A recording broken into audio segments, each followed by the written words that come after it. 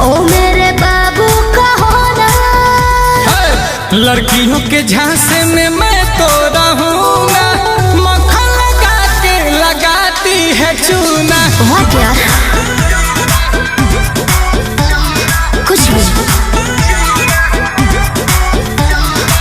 लड़कियों के झांसे में मैं तो रहूंगा, अच्छा। मक्खन लगा के लगाती है चूना।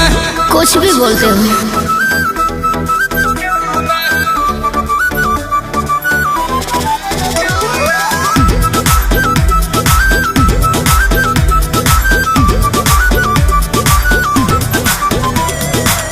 कहते हो सच में हो मेरे राजा, इसको न सपना ही समझो।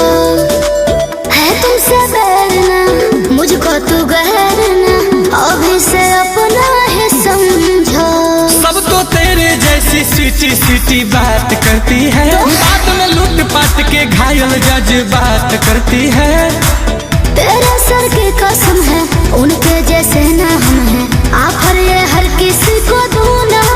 क्या लड़कियों के चक्कर में मैं तो रहूंगा, अच्छा। मक्खन लगा के लगाती है चूना। अरे हम नहीं हैं। लड़कियों के झांसे में मैं तो रहूंगा, मक्खन लगा के लगाती है चूना।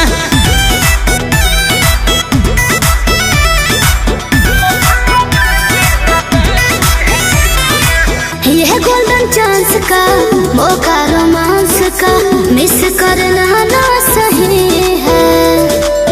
आज के बाद में रहेगा याद में, फिर मिलने वाला नहीं है। ऐसे जाने कितने ऑफर मुझको रोज आते हैं, तुमसे भी ऊपर के चीज के परपोज आते हैं।